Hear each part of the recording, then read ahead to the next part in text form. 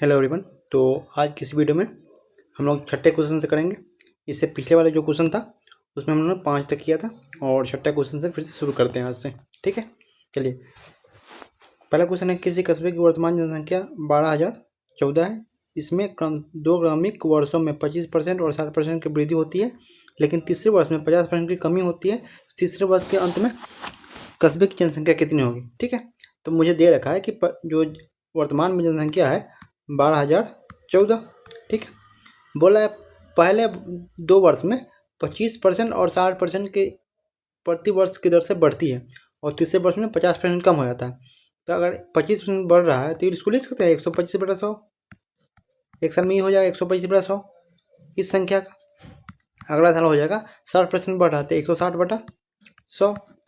ठीक है, उसके तीसरा साल क्या हो रहा है, वो 50% कम जा रहा है तो 100 - 50। जैसे मैंने यहाँ पर लिखा है 125 को 125 कैसे लिखा, 100 प्लस 25 लिखा। 160 को कैसे लिखा, 100 प्लस 60 लिखा, है ना, क्योंकि 25% बढ़ रहा है इसमें 60% बढ़ रहा है। ऐसे ही अगर 50% कमेगा तो 100 - 50, तो यहाँ 100 - 50 से करो 50/100। ठीक, चलिए अब इसको क्या करना है, अब हमको इसको अब शॉर्ट करना है। देखिए ये मैं हटा देता हूँ ताकि गुना वुना करो तो इसमें दिखे आप। ठीक, देखिए कलर चेंज कर देता हूँ थोड़ा। इसमें इसको काटना है तब 25 चौका और 25 पंचे कट गया 5 से। 5 से 5 दूना और ई से कट गया कैसे, ये हो जाएगा 5, 20 पंचे 100 और 20 अठे 16। 4 दूना 8 से 4 दूना 8 और ये 5 से ये 5, मतलब 12,014 ही आंसर रह जाएगा इसका। ठीक है, कैसे किया आपने देखा। चलिए अगला क्वेश्चन है कि एक व्यक्ति विशाखापट्टनम से नागपुर 55 किलोमीटर प्रति घंटा की चाल से जाता है। उसी मार्ग पर 46 किलोमीटर प्रति घंटा की चाल से वापस आया था। संपूर्ण यात्रा में उसकी औसत चाल ज्ञात कीजिए।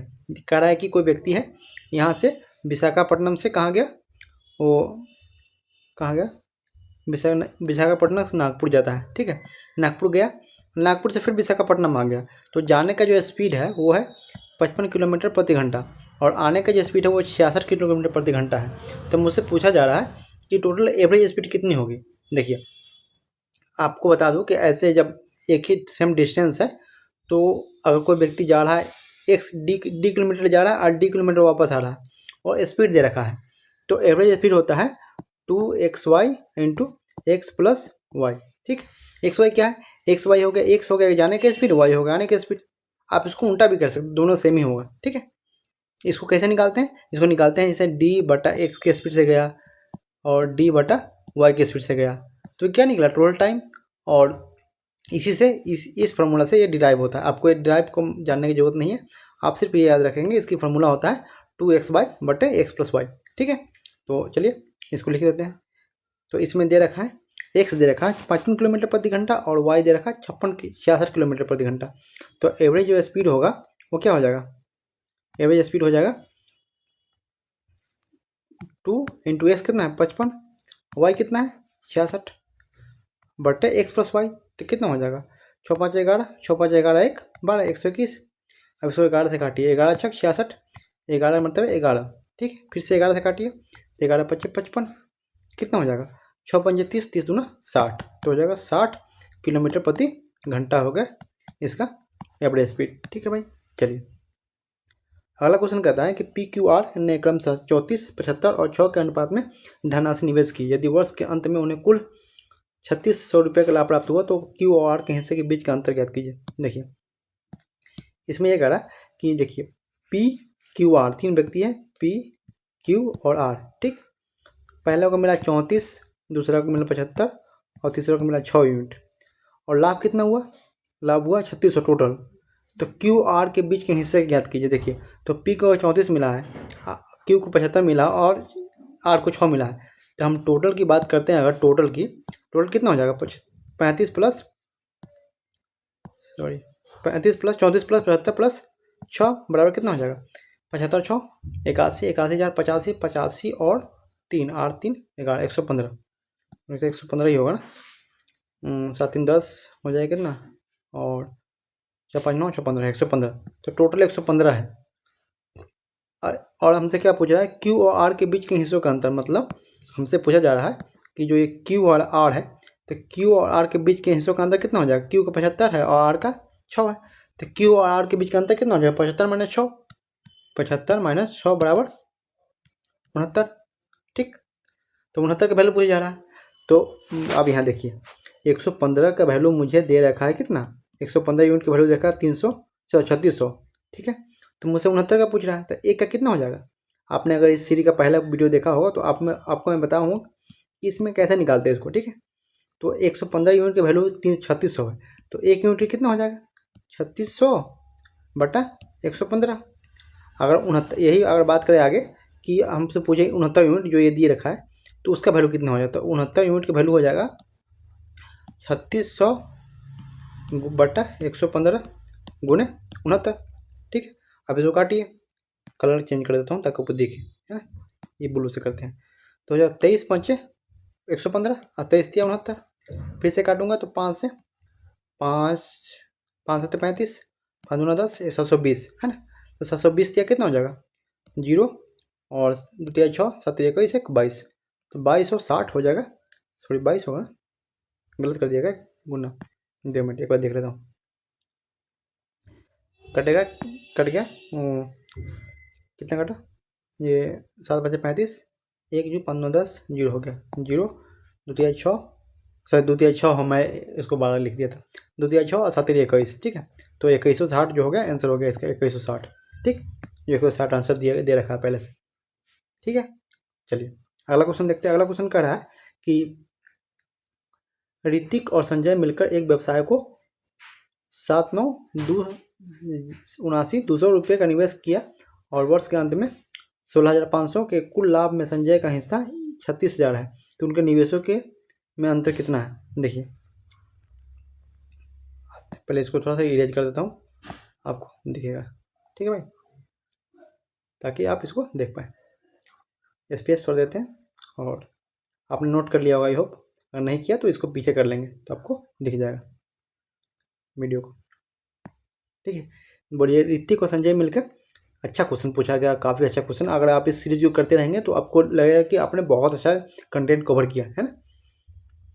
ये है कि 69,200 रुपया, जो इतना रुपये 69,200 रुपये का एक बिजनेस में इन्वेस्ट किया दोनों मिलकर। ठीक है, और वर्ष के अंत में जो प्रॉफिट हुआ कितना हुआ, प्रॉफिट जो हुआ, ये इन्वेस्टमेंट है, आई से डिनोट कर देते हैं। प्रॉफिट जो हुआ है इसका अंत में तो हो जाए 16,500 जो प्रॉफिट हुआ है। इस प्रॉफिट में जो संजय का हिस्सा है, ऋतिक और संजय दो मिलकर इन्वेस्ट किया था, है ना, जो संजय का हिस्सा है वो संजय का हिस्सा कितना है, संजय का हिस्सा, संजय की बात करें तो उसका हिस्सा है कितना 3600। तो हमसे पूछा जा रहा है उनके निवेशों का अंतर क्या होगा। देखिए आपको थोड़ा सा बता दें, थोड़ा सा बेसिक इसमें क्या होता है। देखिए अगर प्रॉफिट की बात करें या वो हम बात करते हैं प्रॉफिट की रेशियो, अगर प्रॉफिट के रेशियो की बात करें कि किसका कितना प्रॉफिट बनेगा, तो क्या होता है कि आपने कितना मनी इन्वेस्ट किया और कितने टाइम के लिए इन्वेस्ट किया। ठीक है, आपने कितना पैसा इन्वेस्ट किया कितने टाइम के लिए किया। तो इसमें बोला है कि दोनों एक वर्ष के अंत में, मतलब टाइम दोनों का सेम है ना, टाइम दोनों का सेम है, तो जो प्रॉफिट का रेशियो होगा वो इन्वेस्टमेंट का रेशियो हो जाएगा। समझ रहे आप चीज़ों को। अगर प्रॉफिट मुझे निकालना है, मैं आपको फिर से समझाता हूँ, सॉरी मैं इसको, अगर मुझे प्रॉफिट निकालना है, ठीक है, अगर किसी चीज़ का मुझे प्रॉफिट निकालना है, ठीक, पार्टनरशिप में, है ना, तो प्रॉफिट दो चीज़ पर डिपेंड करता है। कौन कौन, एक मनी कितना आपने इन्वेस्ट किया और कितने टाइम के लिए किया इन्वेस्ट। ठीक है, ये निकालना है मुझे। तो और यहाँ पर दे रखा कि एक वर्ष के लिए, मतलब टाइम जो है वो कांस्टेंट है, टाइम फिक्स है ना, फिक्स बोल सकते हैं या कांस्टेंट बोल सकते हैं। तो टाइम दोनों केस में सेम है। अगर आप इसको मान लें कि इसको P1 होगा इसका प्रॉफिट और इसका प्रॉफिट P2 होगा दूसरे का, तो जो अगर से पूछा जाए कि M1 राशि पहला जो कृतिक वो इन्वेस्ट कर रहा है और M2 राशि ये जो संजय वो इन्वेस्ट कर रहा है, दोनों टी टाइम के लिए कर रहा है ना, तो ये टी से टी खत्म हो जाएगा। तो P1 P2 का जो रेशियो होगा, P1 रेशियो P2 वो हो जाएगा M1 रेशियो M2। समझ गया ना बात, ये बात समझानी थी आपको, ये सिर्फ आपको समझाने के लिए लिखा गया, इसको इसका हम यूज करते हैं। ठीक है, चलिए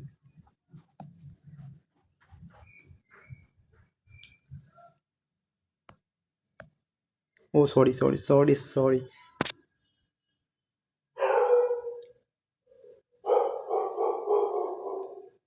ठीक है भाई, इसको पूरा इरेज कर देते हैं, फिर आपको दिखाते हैं।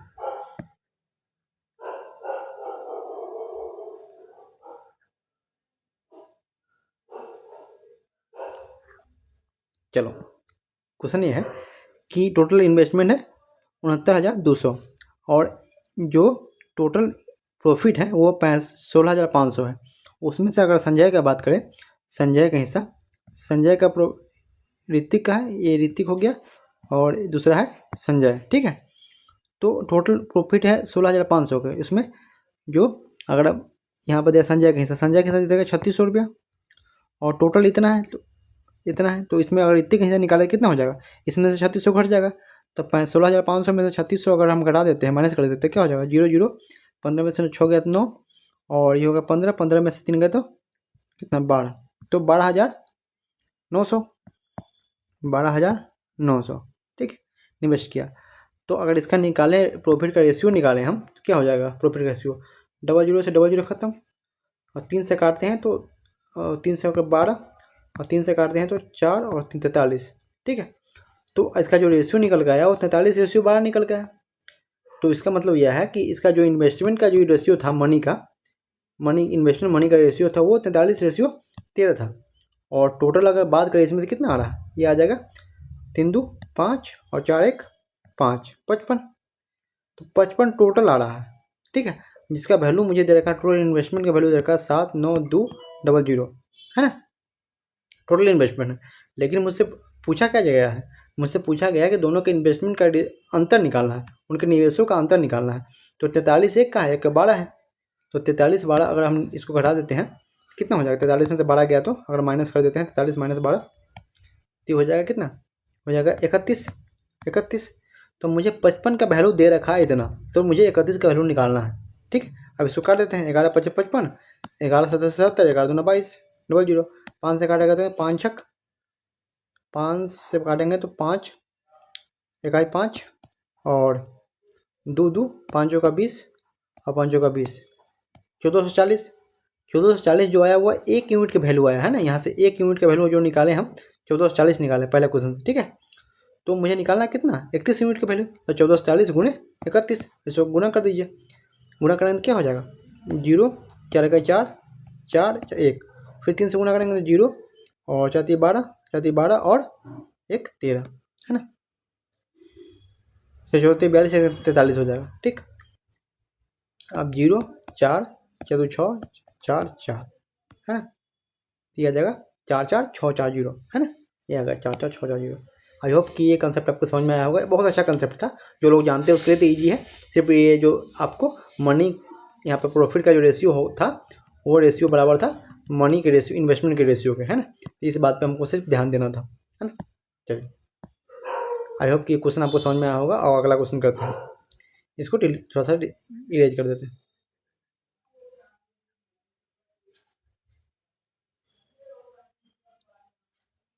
चलिए, अगला क्वेश्चन ये कह रहा है कि पल्लवी ने एक खिलौना 740 में खरीदा, 16 की लागत में सजाया और उस खिलौने को 558 में बेच दिया, है ना।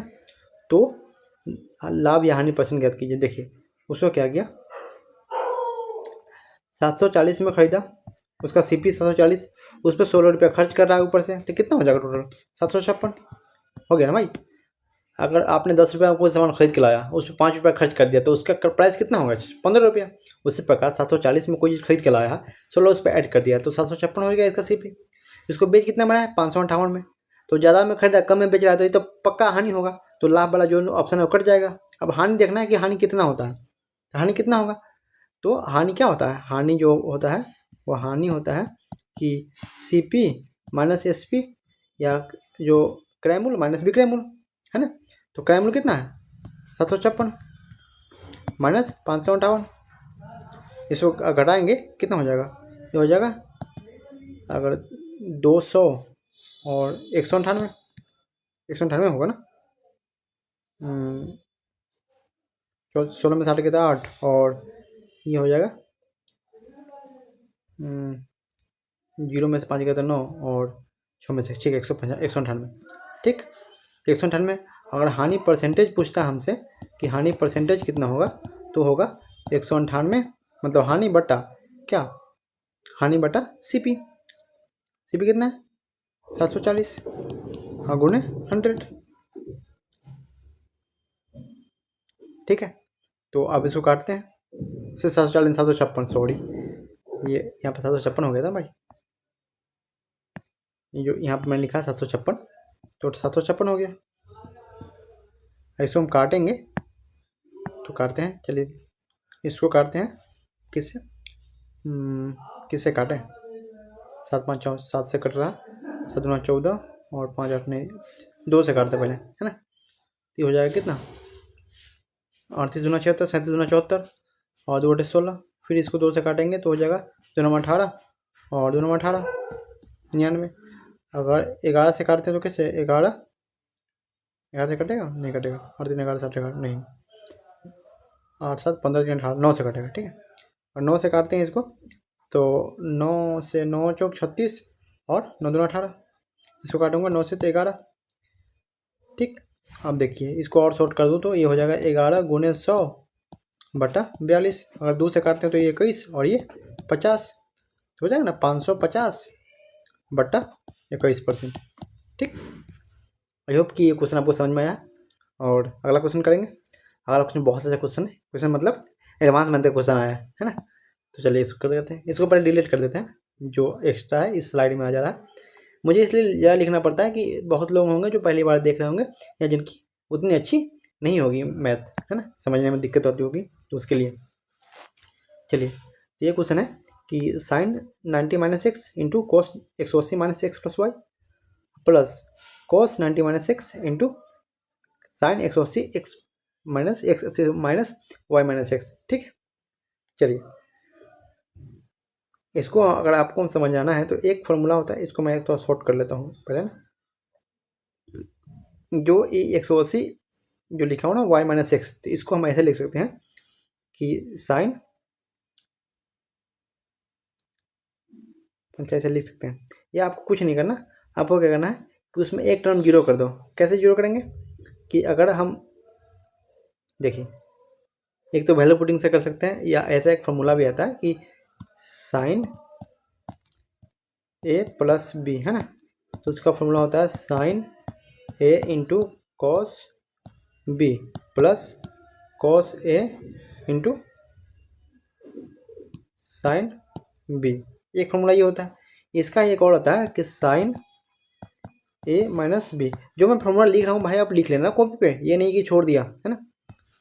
Sine A into cos B minus cos A into sine B, है ना। अगर यहाँ पे माइनस है तो यहाँ पे माइनस आएगा, अगर यहाँ पे प्लस है तो यहाँ पे प्लस आएगा, ठीक है। तो इसी पे ये क्वेश्चन है, आप इसको वैल्यू पुटिंग से भी कर सकते हैं, लेकिन जो लोग नहीं जानते वैल्यू पुटिंग उसको मैं बताऊंगा कि इसको फार्मूला से कैसे करते हैं, ठीक है। चलिए ये फार्मूला आप लिख लेंगे, अब इसको फिट कैसे करना है, कौन फार्मूला लाएगा इस पर डिस्कस करेंगे अभी, है ना।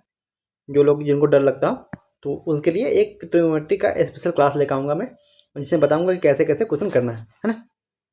देखिए इसमें मैंने क्या कि 90 माइनस एक्स को मैंने ए मान लिया, है ना, और 180 माइनस एक्स प्लस वाई को मैंने बी मान लिया, ठीक। तो ये हो गया क्या ए, और लेकिन यहाँ पे देखिए 180 माइनस एक्स माइनस वाई है, यहाँ पे क्या है 180 माइनस वाई माइनस एक्स, तो हम क्या करेंगे माइनस बाहर ले लेंगे, तो इसको ऐसे लिख सकते हैं sine 90 minus x into cos 180 minus x minus Y.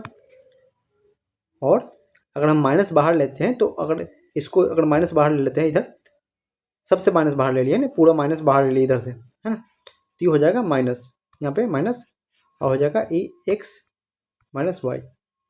अगर एक माइनस बाहर ले लिया मैंने तब, है ना, अगर सबसे बाहर ले लिया कि हाँ इससे बाहर ले लिया तो ये माइनस प्लस कर देगा, इसलिए इसको हम डायरेक्ट यहाँ ले लिए, है, ठीक। तो अब इसको ऐसे नहीं लिख के मैं डायरेक्ट लिख देता हूँ ए प्लस बी के फॉर्म में, ठीक है। इसको क्या करेंगे कि साइन ए और into cos B minus cos A into sine B, तो इसको लिख देंगे साइन ए माइनस बी। इसको और लिखेंगे साइन ए कितना है 90 माइनस एक्स और माइनस 180 और माइनस एक्स माइनस वाई है ना। इसको अगर इधर लिखते हैं नीचे में तो लिखेंगे इसको साइन 90 माइनस एक्स माइनस 180 अब प्लस एक्स माइनस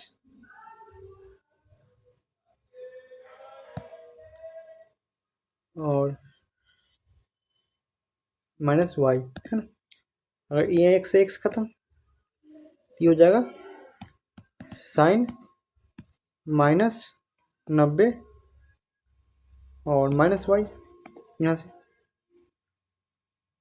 तो माइनस वाई बाहर चला गया, माइनस साइन 90 प्लस वाई और इसको हम लिख सकते हैं साइन 90 प्लस वाई को लिखते हैं कॉस वाई है ना। तो माइनस कॉस वाई। हो सकता है कि बहुत लोगों को ये समझ में नहीं आया हो कैसे हुआ है ना। मैंने क्या किया इसको इसमें कि मैंने किया ये कि मैंने 90 माइनस एक्स को ए मान लिया, 180 माइनस एक्स माइनस वाई जो कॉस्ट में दिया उसको बी मान लिया। तो sign A into cos A minus cos A into sign a formula आया है ना। तो इसका शॉर्ट फॉर्म होता है ये इसका ये पूरा लॉन्ग फॉर्म है। तो साइन ए माइनस बी, तो साइन ए माइनस बी का वैल्यू मैंने रख दिया। तो यहाँ से आ गया साइन माइनस 90 माइनस वाई, तो यहाँ से माइनस मैंने बाहर लिया तो साइन बाहर आ गया माइनस है ना। तो माइनस साइन अब प्लस इंटू 90 प्लस वाई और साइन 90 प्लस वाई होता है कॉस वाई, तो होगा माइनस कॉस वाई है ना। तो मुझे लग रहा है कि जो लोग नहीं पढ़े होंगे कभी इस टाइप का फार्मूला तो उनके लिए थोड़ा सा हेवी हो सकता है, लेकिन उसके लिए फिर लेने की कोई ज़रूरत नहीं है। आप जैसे ही क्लास आगे बढ़ेगी तो इस टाइप के जो भी क्वेश्चन आएंगे तो हम लोग करते रहेंगे बार बार। तो इससे होगा क्या कि आप जिस क्वेश्चन को नहीं कर पा रहे हैं वो बार बार हो के, ये तो पहला सेट है, मतलब पहला सेट नहीं है तो 5वां 6वां लेक्चर, लेकिन ऐसा क्वेश्चन पहली बार आया है ना। तो ऐसा जब भी क्वेश्चन आएंगे तो हमारा रिवीजन होता रहेगा। जो भी मैं फार्मूला लिखूंगा, जैसे 2 फार्मूला अभी लिख दिया है ना, तो वो ठीक हो जाएगा। एक और बताता हूँ ऐसे कि अगर कोई साइन जो होता है वो कॉस में चेंज होता है, कॉस जो है वो साइन में चेंज होता है, 90 प्लस रहेगा तब। इसके लिए एक लंबा क्लास लूँगा, ठीक है, ये इतना जल्दी समझ नहीं आएगा। अगर जिसको नहीं आता है उसके लिए, और जिसको आता है तो समझ रहे हैं कैसे हुआ। जिसको नहीं आता है उसके लिए क्लास लूँगा एक एक्स्ट्रा, ट्रिग्नोमेट्री कैसे चेंज होता है, क्यों चेंज होता है, ये सब बात बताएंगे है ना। अगला क्वेश्चन है कि भाई ये तो 20 मिनट प्लस क्वेश्चन हो गया, 20 मिनट हो गया इसका टाइमिंग। चलिए तो आज की वीडियो में इतना ही, और इससे आगे का वीडियो मतलब आगे का जो लेक्चर होगा अगला वीडियो में करेंगे।